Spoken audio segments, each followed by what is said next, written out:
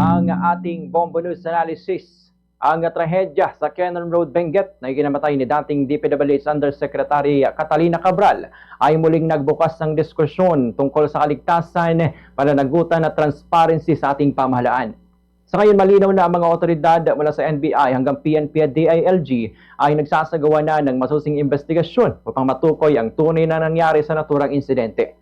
Ang pagkumpirma ng dashcam footage at selfie ng driver ay hakbang tungo sa paglalantad ng katotohanan. Subalit higit pa sa technical na ebidensya, mahalaga ring tingnan ng mas malalim na konteksto. Pinapaalala ng ulat na tumutok ang investigasyon sa posibleng anomalya sa mga flood control projects. Dito lumilitaw ang pangangailangan ng ganap na transparency at accountability sa mga proyektong pinondohan ng bayan. Hindi sapat na may pakita lamang ang mga larawan o video. Kinakailangan ng malinaw na aksyon upang masiguro ng anumang katiwalian ay mabibigyan ng hustisya. Ang pagkamatay ni Cabral ay isang malungkot na pangyayari, ngunit ito rin ay paalala sa ating lahat. Pamahalan man o mamamayan ng katotohanan ay dapat manatiling pangunahing mitiin.